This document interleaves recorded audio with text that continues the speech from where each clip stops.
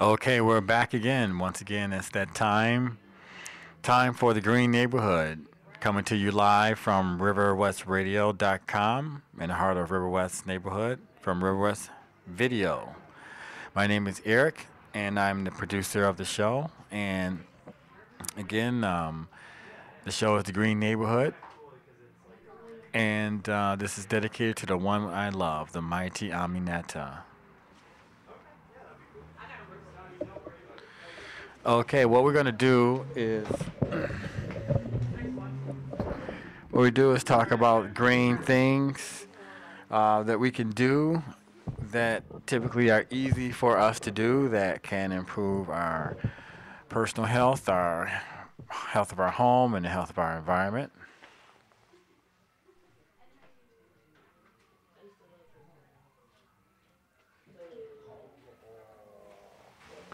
And so what we're going to do is share a little information about the Milwaukee River Advocates Cooperative. The mission of the Milwaukee River Advocates Co-op is to protect the natural habitat of the Milwaukee River, to provide educational and stewardship and other opportunities for members, and to engage people and organizations in the preservation and renewal of that habitat. Share what you know, learn from others. We offer, I should say, the Milwaukee River Advocates offers educational hikes and opportunities for members and users to learn about wildlife, native plants, and habitat issues. We also provide the chance for members to actively protect and preserve our primary environmental corridor through group, walk, talk, and steward efforts. You can get in touch with Milwaukee River Advocates at milriver@gmail. That's milwriver@gmail. milriver@gmail, or 414-263-1513. Their website is www.milwaukeeriveradvocates.org. So yeah, check out and get into Milwaukee River Advocates Cooperative. It's an excellent organization. Some more information concerning the Milwaukee River Advocates is that you should know that the Milwaukee River is a designated primary environmental corridor with beautiful wetlands and woodland habitat. It is home to a wide variety of native plants and trees, deer, foxes, snakes, birds, chipmunks, fish, and etc., including rare species of concern and endangered and threatened species. Unfortunately, the river corridor is continuously threatened by such things as development, vandalism, intense and irresponsible recreational use, the spread of invasive species, and management which is short-sighted, driven more by grants than the health of the ecosystem. I like that. I like what they're saying here. The river corridor is continuously threatened by such things as development, vandalism, intense and irresponsible recreational use, the spread of invasive species, and management which is short-sighted, driven more by grants than by the health of the ecosystem. Milwaukee River Advocates Co-op is working to protect the natural state of one of our community's most valuable resources, the Milwaukee River. As such, they will work as a community to educate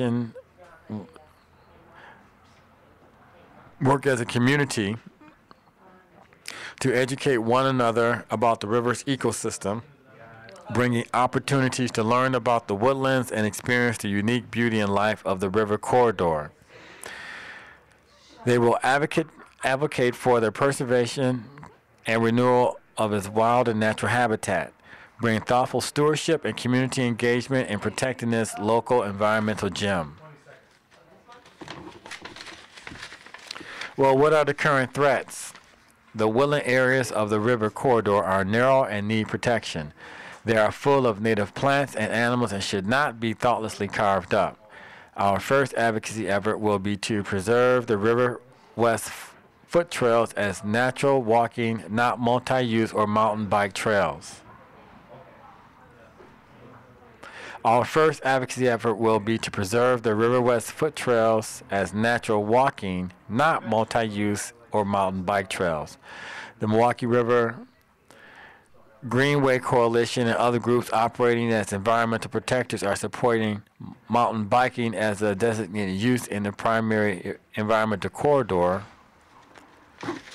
They have approved new trails which have already been cut under the guise of maintenance on both the east and west sides to create a 13-mile loop. A grant has been secured by River Revitalization Foundation, and a haphazard plan to facilitate increased mountain biking is now underway. There were no public forums in River West to seek input from residents or hikers prior to these decisions being made. Issues such as user conflict, safety for hikers, scaring of wildlife, slope erosion, root exposure, and intense recreational overuse have not been adequately addressed. The proposed trails, some already cut, wind up and down the slopes through county parks and public and private land. They go through sole communities of native plants by a stand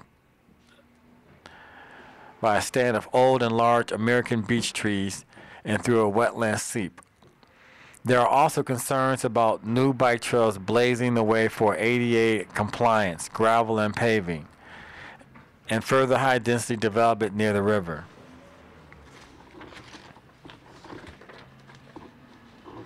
So this is something that we should get involved in and learn more about.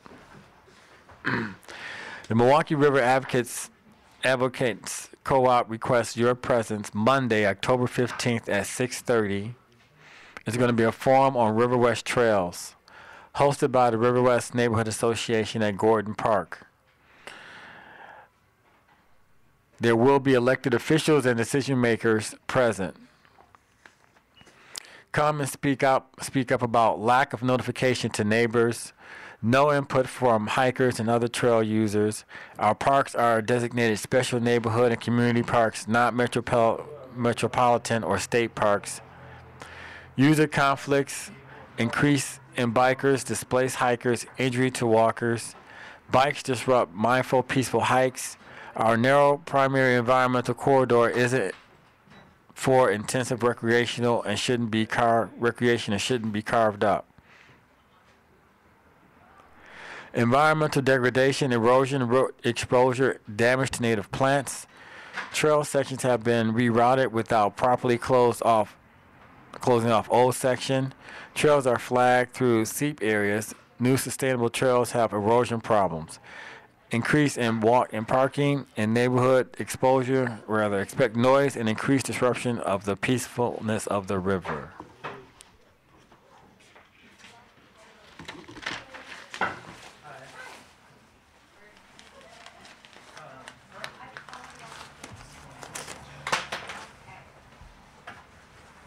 So yeah, this is rather important, and we need to come find out about it, more of it, and participate in the process.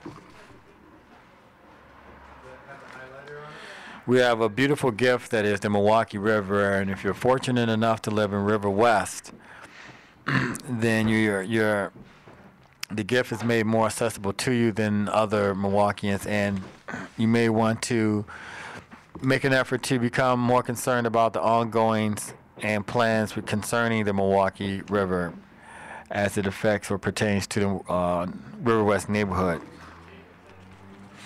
So again, on Monday, October 15th at 6:30, there will be a forum on River West Trails hosted by the River West Neighborhood Association at Gordon Park Pavilion, which is like on the corner of Locust and Humboldt, or you can say Humboldt and Hadley, where Hadley terminates at Humboldt.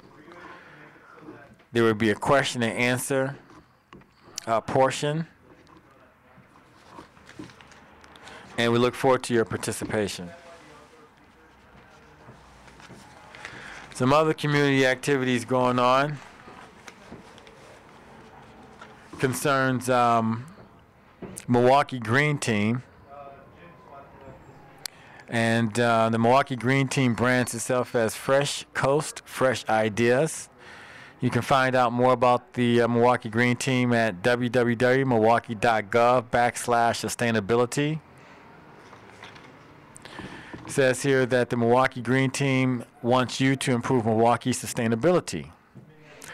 You can take a survey at www.milwaukee.gov/Green Team Survey. Well, what is sustainability?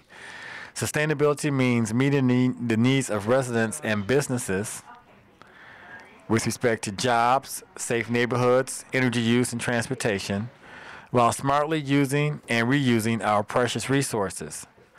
So how can we improve this city, prosper, and enjoy our natural and built environments without doing more harm than good? Why should you care? The sustainability plan is a roadmap guiding city government, residents, and businesses towards a more sustainable and healthier future by acting on ideas for improving Milwaukee provided by you. Your input can change your neighborhood. I like that. That's good. So take the survey. Again, the survey is at www.milwaukee.gov/Green Team Survey. And here's some things for you to think about. Tell us how we can improve these items while still living within our means. Are there other sustainability issues that need to be addressed, such as lower utility bills, clean air and water, trash and recycling, gas prices, public health, and transportation? So participate and stay informed. Through the fall of 2012, there will be in-person and town hall meetings as well as online opportunities to provide your input. And you can follow the Green Team for updates and some next steps. And of course, eventually what we're going to do here at the Green Neighborhood, we will talk about some ways that you can lower your utility bills, have cleaner air in your home and cleaner water in your home as well. And trash and recycling is a good thing to discuss.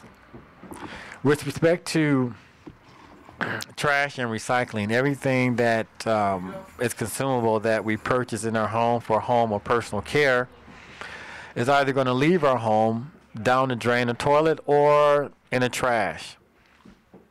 Now, where the trash is concerned, if it's something like food or food waste, it'd be a good idea to compost. And in composting, you can use that as soil or fertilizer, grow worms and so forth. And with the trash that perhaps can be recyclable, or I should say recycled, you can take those to the recycling site, Action Recyclers, and get the cash value. Another thing about the recycling idea is that it would be great if we had some fundraisers that instead of fundraising, selling highly processed food that's mostly unhealthy, perhaps have a fundraiser using compost bins. I think that would be a great way to raise money for the various community service organizations we have in River West to use, compost bins for a fundraiser. You're raising the awareness and the need for compost bins and their benefits to our environment. And to complement that, perhaps why not go a step further and have rain barrels for sale for fundraising. I think they're a good tandem to go hand in hand. You sell rain barrels and you sell compost bins. Both go outside the house, plastic or wood or what have you, and they do positively impact our environment by reducing our carbon footprint. Now, with respect to lowering utility bills, well, it's a good idea for each of us at our own time, according to our own budget, to transition from the conventional incandescent light bulbs to CFLs or compact fluorescent light bulbs, as well as LEDs. LED stands for light emitted diode bulbs, and they have a very long life, very energy efficient, low heat throw off, and again, you're saving money. You're saving money because you're not using as much energy as you typically would with an incandescent bulb to have the same amount of functional light. That's number one. Number two, you're saving money because you're not purchasing light bulbs as frequently. And number three, by reducing your demand on electricity, you reduce the demand for our power stations to provide the electricity to your home. So we all win. It's a win-win scenario with going from incandescent light bulbs to compact fluorescent lights or LEDs.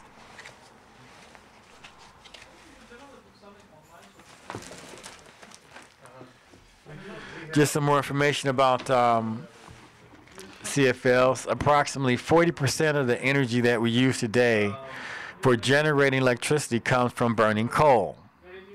Okay. Energy consumed at home can generate twice the amount of greenhouse gases than the average car. Now, lighting accounts for about 20% of the average household's electric bill. Replacing inefficient incandescent bulbs can save money, conserve energy, and reduce pollution. Compact fluorescent light bulbs use 75% less energy than incandescent bulbs, save anywhere from $30 to $40 in energy costs over each bulb's lifetime, last 10 times as long as incandescent bulbs, and reduce emissions of pollutants such as mercury, carbon dioxide, sulfur dioxide, nitrogen oxide when compared with the use of incandescent bulbs. And you can find out about bulb recycling at www.epa.gov/bulb recycling.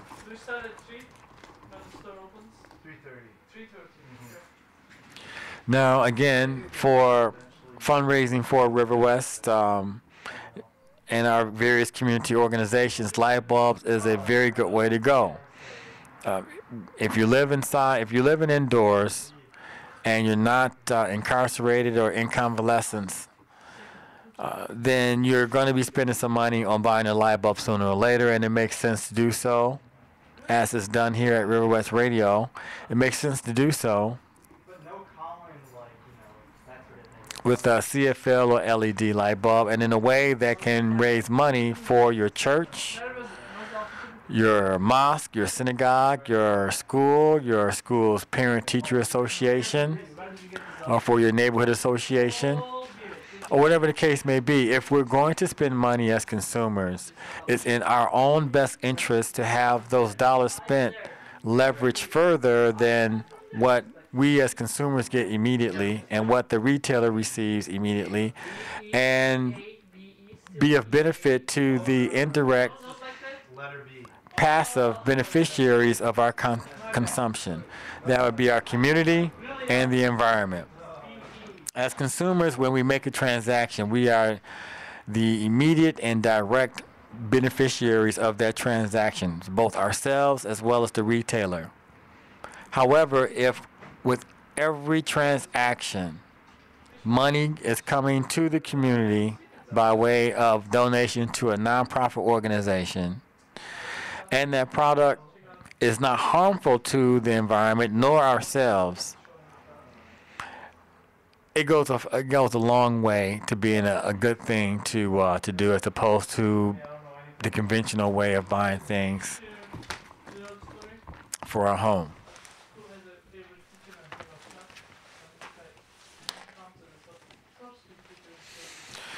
So an easy way again to reduce your utility bill would be to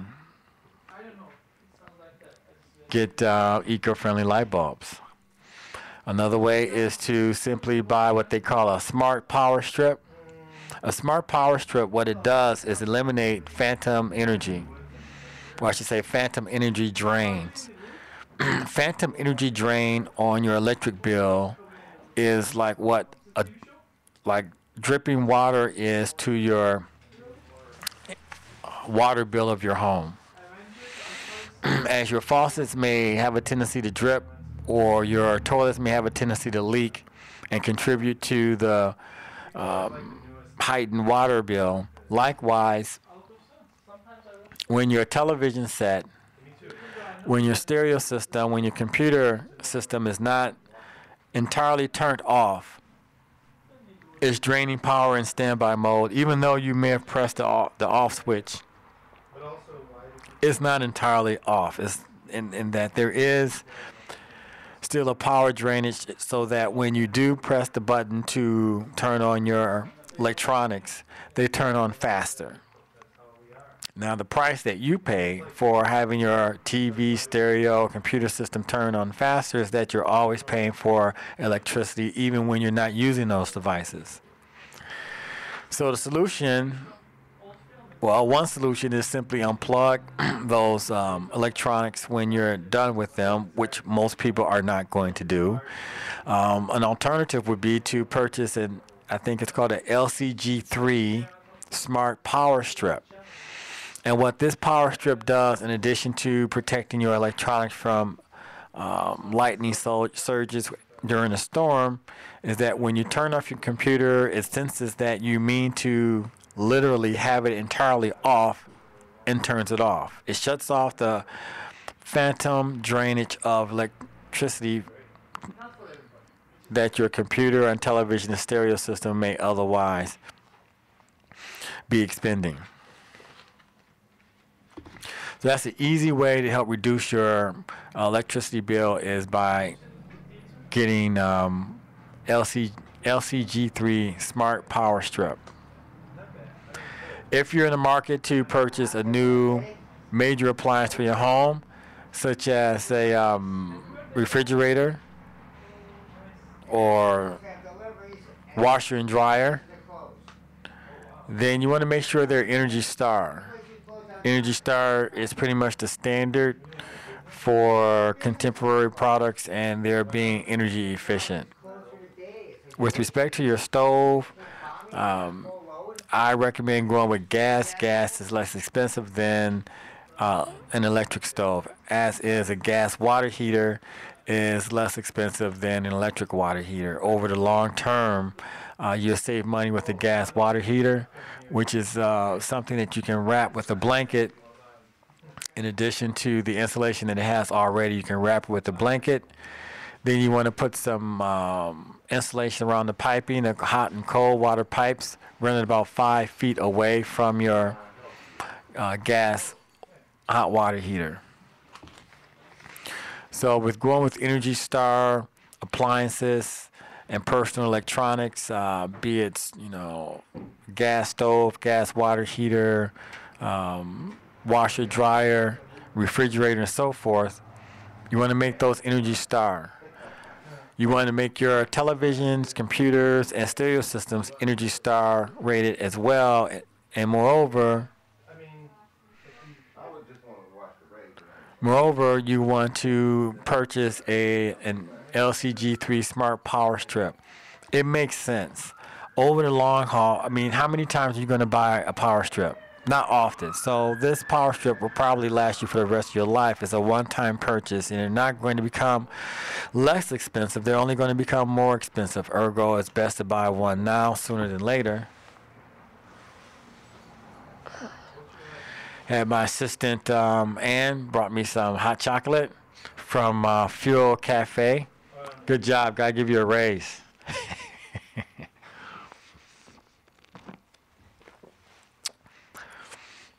So we've talked about some easy sustainability steps that we can take within our homes, and well as ways that they can be fundraisers. Now we've talked about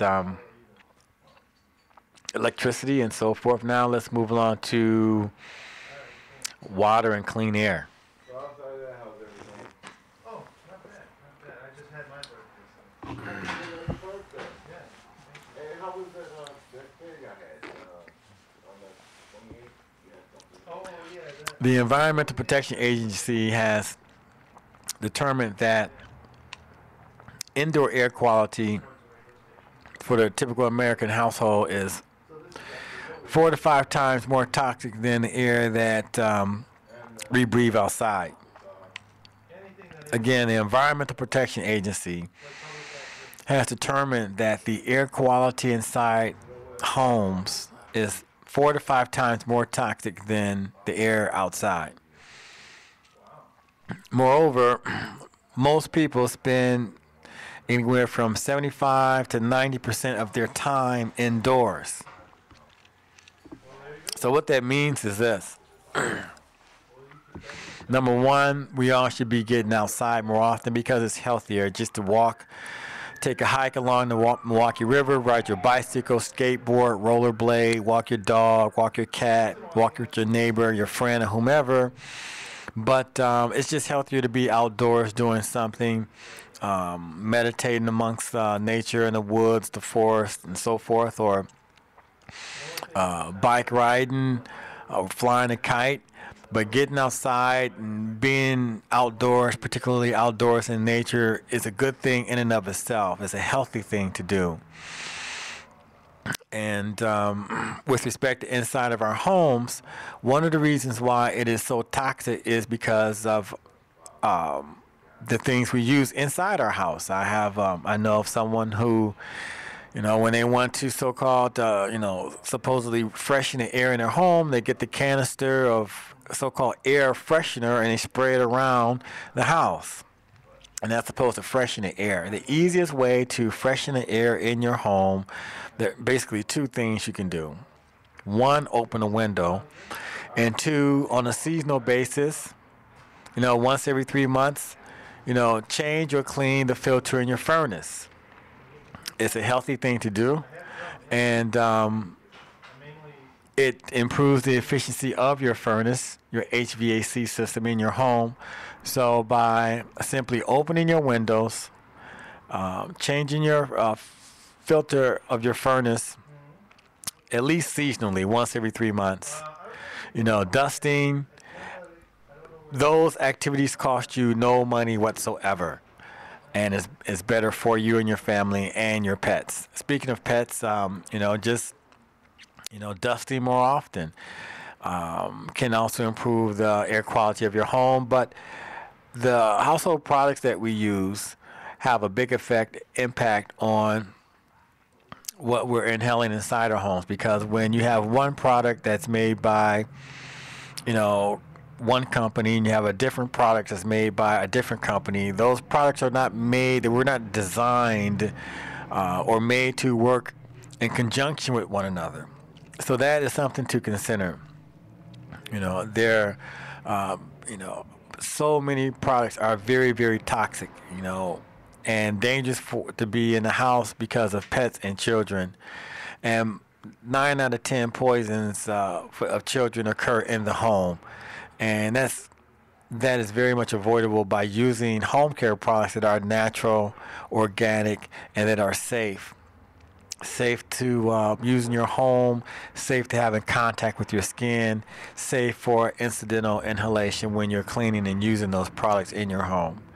And even better still, are natural, organic home care products that again may be used to raise money for the various initiatives that are ongoing in River West neighborhood. And this is something that I'm passionate about, because so oftentimes there's a need, there's a call to duty for one matter or another that occurs in our neighborhood. But even though the spirit may be strong, all too often it requires money to make some things happen, or happen faster the way they should. And if we, by going green, and if we, by making moderate changes in our lifestyle or moderate changes in our buying patterns, can raise money to support those organizations that service our own community, I think that's a smart thing to do, as opposed to allowing our dollars to simply outflow outside of our community. We can recycle those dollars back to us in more ways than one.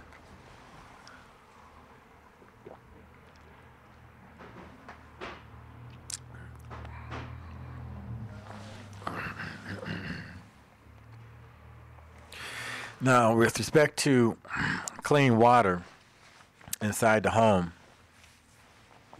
we touched on a little bit outside the house about using a rain barrel, and that slows the stormwater flow into the Milwaukee Metropolitan Sewerage District system, places less demand on our metropolitan sewer district system when there is a storm. Another thing you want to avoid doing is washing your clothes during a heavy storm.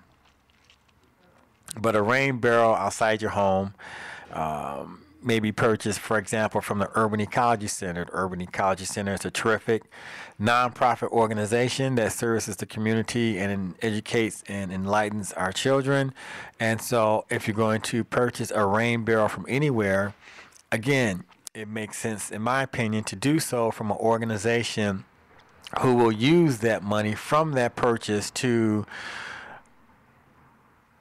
educate our children and improve our community. So there's a shout out for the Urban Ecology Center and their rain barrels that they sell. Now, going back inside the home, look, if you're concerned about the quality of your drinking water, simply filter it. There's nothing much wrong with our municipal water. It's of good quality, but if you're concerned about it for one reason or another, the least expensive way to acquire peace of mind is simply filter your water at the tap using something that attaches to the faucet, or something by way of like a pitcher, which may allow you to fill the top of the pitcher with water and allow it to percolate through a carbon filter, and then you just put it in the refrigerator and drink it when you're ready, as opposed to buying bottled water, which in more cases than not is tap water that's been filtered probably by the same process you can use in your home, whether it be with a carbon filter or whether it be with reverse osmosis or a combination of both. You're simply paying for the transportation of water, I should say municipal water, from one city or township or village to Milwaukee. That's what you're paying for, the transportation from point A to point B to drink what you can get from your faucet inexpensively. The only thing that you would need to buy again would just simply be a pitcher filter for your water, and then keep a tin or stainless steel canteen in your car or your truck at your place of employment, and one or two around the house, and maybe one on your bicycle, so that there's really no need to there really, really, really is no need to be buying bottled water. I mean, if you're somewhere and you're really thirsty, okay, fine, and there's no water faucet. But ultimately, if you can carry around a plastic bottle of water, then you can carry around a stainless steel canteen of water that you filtered at your own home according to your own standards.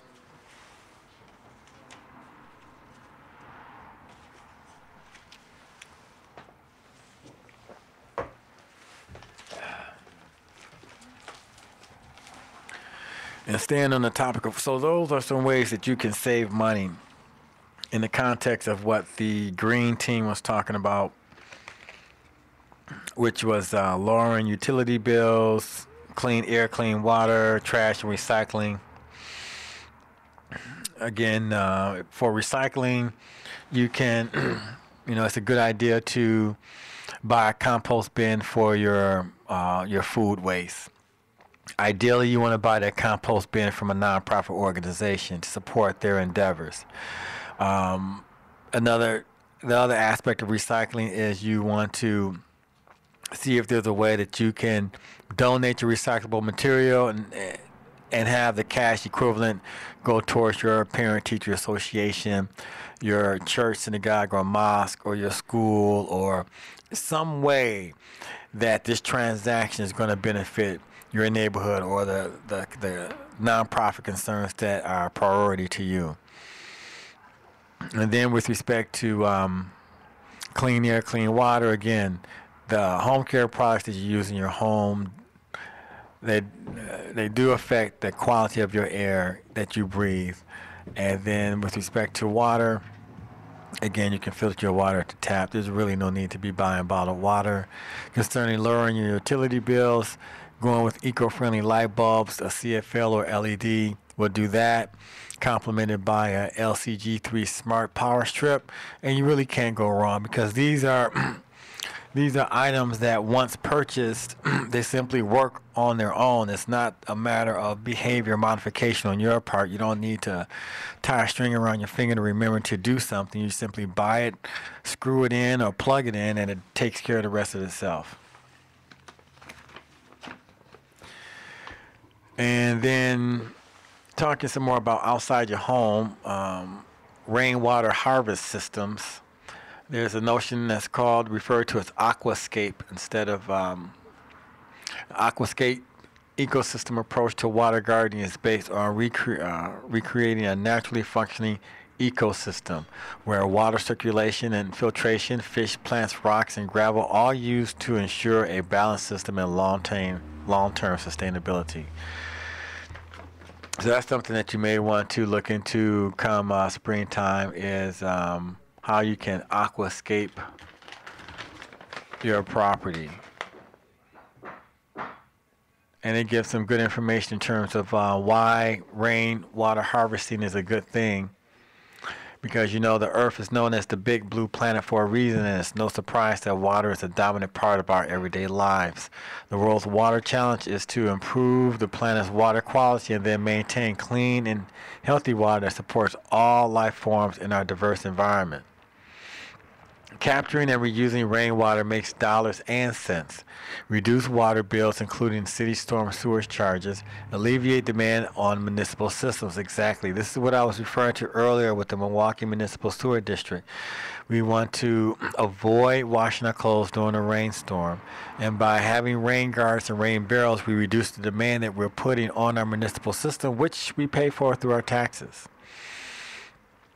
And then for better landscaping, rainwater is extremely rich in nutrients, and using rainwater to irrigate will reduce fertilizer use. There's a less need for chemicals. No chemicals have been added to rainwater. So yeah, we want to be mindful of the water runoff on our properties. And then again, with one of my favorite books, written by Sloan Barnett. The book is entitled Green Goes with Everything, Simple Steps to a Healthier Life and a Cleaner Planet. And what she does throughout this book is talk about simple things that we can do with our money in terms of making choices that are healthier for our household as well as healthier for the environment that we all have to share. You just want to be mindful of some of the chemicals that are so often in so much of what we use, and the plain green truth is that clean does not have a color. Clean is not represented by some guy popping out of a bottle with a white tight t-shirt and he's a shiny bald head. You know, that's not clean. That's just commercialism. Clean doesn't necessarily smell like lemon. Clean is the absence of smell and color. It's as things should be in their natural state. So we want to try to identify what we can do to be good stewards of the environment, save money, and raise money for the community services that we care about. Now, with respect to plastics and whatnot, we want to be careful to simply look at the plastic containers and recycle those if they can be recycled.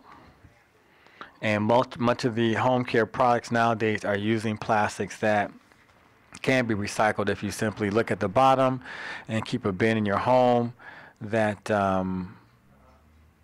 you can simply put those plastics in the bin and dispose of them at your convenience, and ideally perhaps take them to a recycling site that will donate the cash equivalent, if anything, is available to an organization that you care about.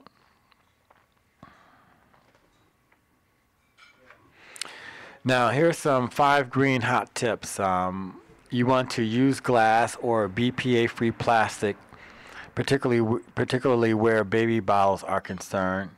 And you want to pay attention to the toys you buy for kids and avoid lead paint and soft plastics that contain phthalates. Make a greener diaper choice by and buy organic fabrics for your kids whenever possible. And of course, you can do it the old-fashioned way: is simply change the diapers yourself and wash them and dry them and use them again, instead of buying disposable diapers. I don't know if they make biodegradable disposable diapers. Do you know? Okay. Yeah, I thought I'll ask a nanny. Figure a nanny would know something like that. You gonna check up on that, nanny? Okay. Maybe that's a new market. Hey, biodegradable disposable diapers. You heard it first in the green neighborhood. So I'm gonna have my assistant look through the book and find something concerning home care products that are green or toxins that we should avoid. And while they're doing that, I just want to once again talk about the Milwaukee River Advocates Cooperative. And they will be having a Milwaukee River Advocates Co-op request your presence at the forum on River West Trails. It's going to be located at Gordon Park, October 15th at 6:30. And there will be elected officials and decision makers present to talk about the lack of notification to the neighbors, how there's no input from hikers or other trail users, how our parks are designated special neighborhood and community parks, not metropolitan or state parks. So you may want to come and find out what the difference is between neighborhood and community parks and metropolitan and state parks. They're going to be discussing user conflicts, increase in bikers, displaced hikers, injuries to walkers. There's concerns that bikes disrupt mindful, peaceful hikes. Our narrow primary environmental corridor isn't for intensive recreation and shouldn't be carved up. Environmental degradation, erosion, root exposure, and damage to native plants occur as a result of intensive recreation such as mountain biking. Trail sections have been rerouted without properly closing off old sections. Trails are flagged through seep areas. New sustainable trails have erosion problems. So yeah, there's a lot to discuss, and the more input, the better. We don't want our natural resources to be dominated by the concerns of a few. So come out and share your input. If you have any questions or comments here, you can call at 414-935-2951 at the Green Neighborhood. And again, the Milwaukee Rivers Advocate is group co-op is working to protect the natural state of one of our community's most valuable resources, in the Milwaukee River. By the way, if you live in River West neighborhood, your watershed is the Milwaukee River.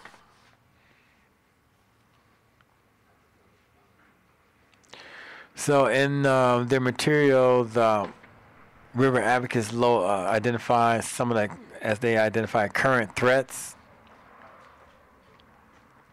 So the woodland areas of the river corridor are narrow and need protection. They are full of native plants and animals and should not be thoughtlessly carved up. Their first advocacy effort will be to preserve the River West foot trails as natural walking, not multi-use or mountain bike trails. The Milwaukee River Greenway Coalition and other groups operating as environmental protectors are supporting mountain biking as a designated use in the primary environmental corridor. The Milwaukee River Greenway Coalition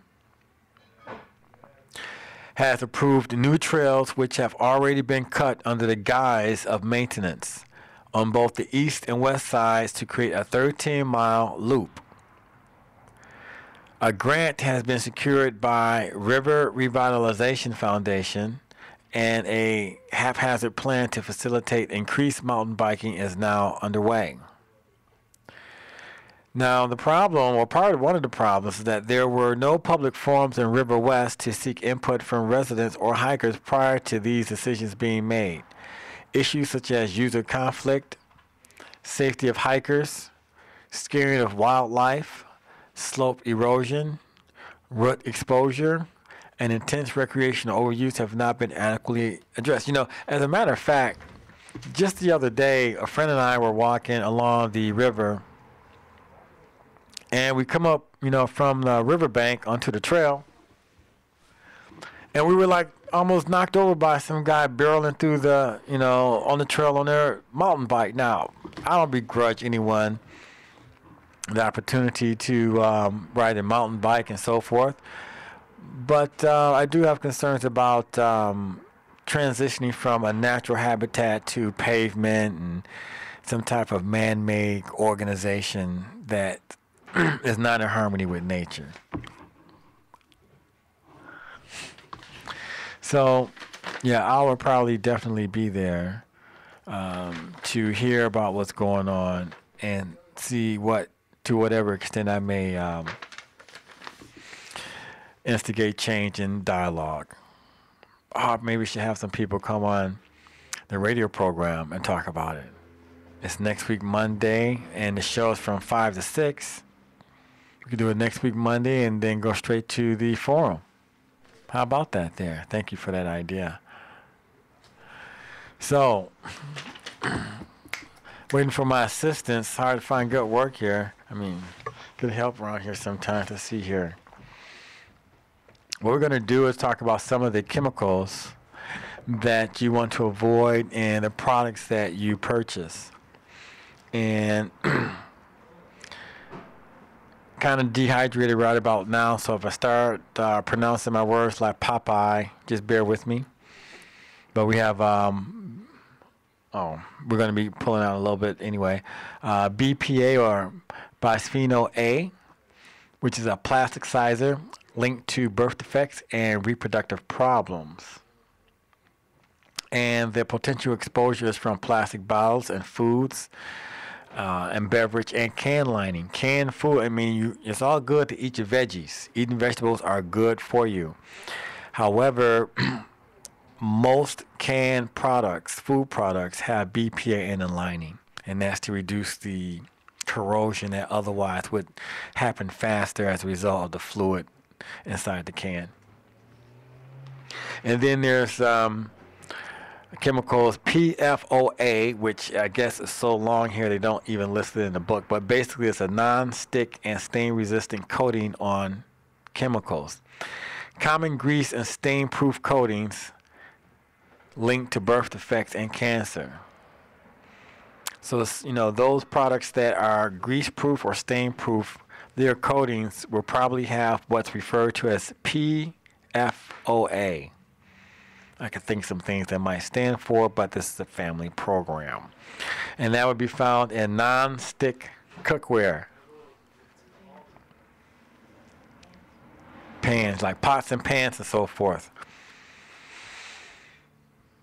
And then, of course, we've all, or hopefully have all heard of PCBs, which are used in electrical devices and appliances. Banned 30 years ago, probably a carcinogen, but nonetheless, you want to be aware and on guard for those, because they may turn up in your fish, meat, and dairy and old appliances. And bringing us back to fish, you may know I talk about water a lot, whether it's drinking water or whether it's water running outside off your home or what have you. It's very important. And where fish are concerned, and PCBs and so forth, is that getting back to the bottled water, the plastic, much of the plastic that we throw out instead of recycling either A, goes in the landfill, which takes about 900 to 1,000 years to break down, or B, is going to go into the Pacific gyro. What was that? Pacific gyre. That's what I said. Yeah, it goes in the Pacific gyre, and then just like a cesspool of plastic, it just waits until the ultraviolet rays of the sun breaks it down, and as it does, it breaks apart into smaller plastic particles, which our friends, the fish and sea creatures, unfortunately mistake it for food, and they eat it, and it's not healthy for the fish, and they're captured and broiled and baked and fried and put on our plate. So bottom line is that as we inadvertently pollute our water ecosystems. We are polluting our food chain by way of one, the unhealthier the water ecosystem, then it's more difficult for us to consume healthy fish and healthy sea creatures. And that means the price is going to go up. And separate from the monetary disadvantage of more expensive seafood, we just don't want to damage our water ecosystem any more than we have already. You know, I would hate it if someone came into my neighborhood and just started dumping trash. I think I'd be rather upset. So back to chemicals. I just digress a little bit. I do that sometimes. Well, look, Finding Nemo was one of my favorite DVDs. You know, I like that. I like the fish. I like sea turtles. Sea turtles one of my favorite creatures. But anyway, try triclosan. That's what it is. I told you. Triclosan is an antibacterial linked to thyroid problems, allergies, and skin irritation. You don't want to mess with your thyroid. And it's commonly found in common household products such as soap, detergent, and we have the soap, deodorant, and toothpaste. There again, it brings us back to you want to try to go with natural or organic based home and personal care products.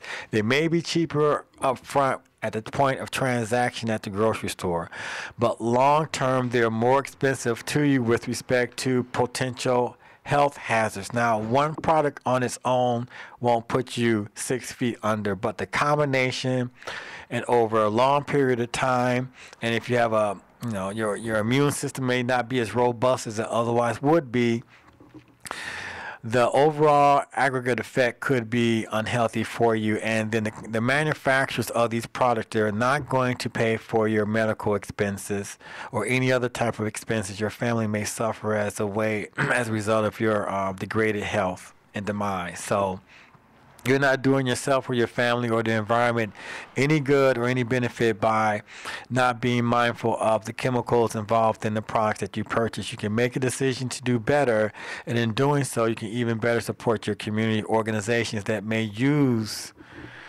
natural, organic home and personal care products as a way to fundraise to provide the services that many of us don't have time to participate in, but nonetheless needs to be done in our neighborhood.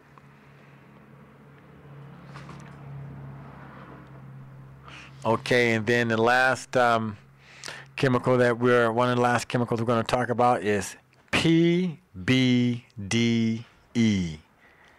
That sounds bad. PBDE, brominated flame retardants, which may cause liver, thyroid, and neurodevelopment toxicity. And these are found where most people spend too much of their time, in the computers and TV, as well as drapes and foam furniture. Kids' clothing as well. See, it's good to have a nanny on the set because she knows these type of things. And just for your information, for those of you who may not know, carcinogens are chemicals that cause cancer. And teratogens are chemicals that cause birth defects. Developmental and reproductive toxicants are chemicals that damage the normal development of a fetus, infant, or child, or damage reproductive tissues. Endocrine disruptors are chemicals that interfere with normal hormone functions, which can lead to premature puberty in girls or feminization of male fetuses. So, yeah, I urge all of us, and I myself can even be more diligent, just to be mindful and think about the ways that we spend our money and whom we're spending our money with. Because unless where we're spending our money, unless they're putting back into our neighborhood in one good way or another, then we should reevaluate how much are we getting, what is the leverage we're getting from every dollar spent. And my time is almost up. I'll see you next week. But again, it's the Green Neighborhood, and this program is dedicated to the one I love, the mighty Amineta.